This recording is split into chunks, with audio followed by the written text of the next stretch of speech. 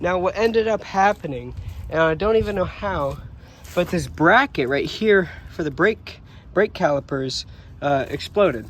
All right guys, update on the e-bike. So I've been riding this thing around, enjoying its leisurely adventures that come with, you know, owning an e-bike.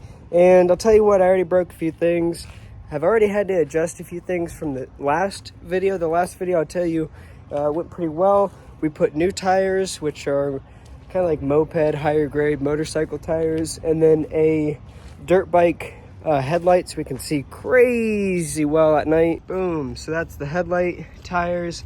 Now what ended up happening, and I don't even know how, but this bracket right here for the brake calipers exploded. And that's basically this piece right here, behind up to here, broke. How? I got an aggressive riding style with this bike. In general, I like to spin tire, I like to go fast, I like to freaky see what it can do. I have a few upgrades because if something breaks, it's an opportunity for an upgrade. Oh, wait a minute. Are we talking motorcycle grade rotor out the back? For the difference. All right, so why we're doing this is when this broke, it ended up the brake caliper, when it would squeeze down, it would twist because that bracket was broken, and when it would twist and I'd hit the brakes, this bent, and so now it's got a nice wave pattern to it when I ride. Well, I figured why not get a thick, high, heavy duty quality one that buy once, keep forever. So, you know, we want to make this thing hard to break. That's the goal. We don't want things breaking, and this is that new bracket that did break previously. So this is going to go back here. That's going to remount to here.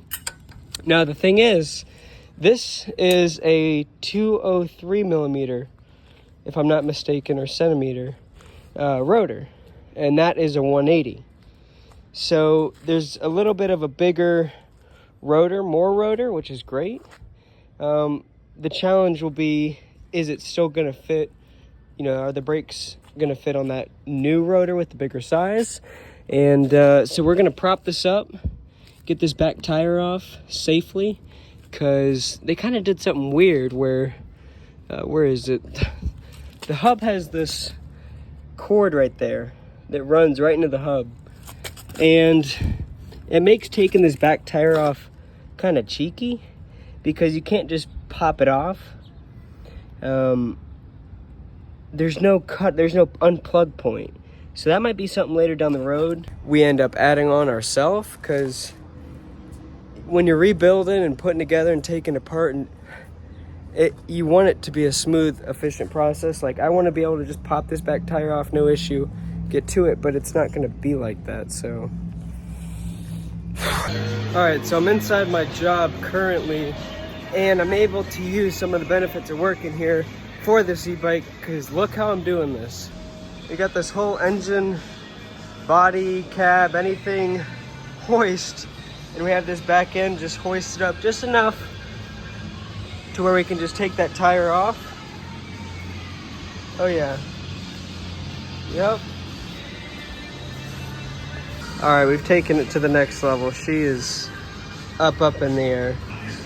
All right, so something I already know I have to change in the future, like I said, is that wire. In order to get this rotor off, we got to pop this off, take the cover off, and then plug it. Just one extra step to maintenance that if we can make this whole process smooth and easy, that would be amazing. But this looks so cool up in the air.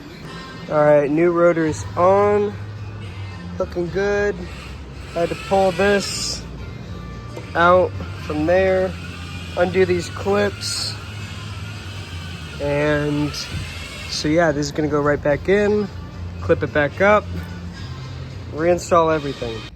All right, to end it off, we've got it back at Mike's.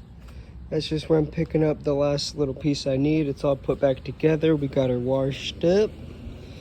So now I've got the mount that broke, the caliper mount, on,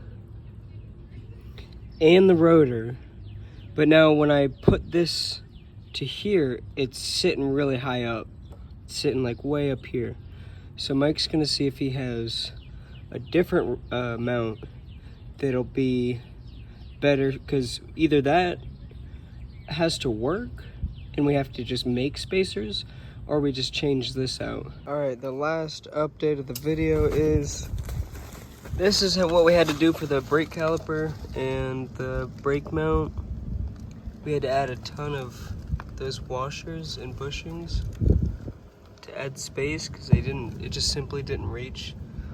I guess the way manufacturers designed it is different than how most bikes are set up, so nothing's just bolt and play. So even if I got the correct caliper, we wouldn't be able, it wouldn't quite fit right, because the base down here is not designed for really anything that you just buy online. So that means that we'd have to cut here and basically make our own new bracket for these aftermarket pieces, which I believe is what's gonna end up happening.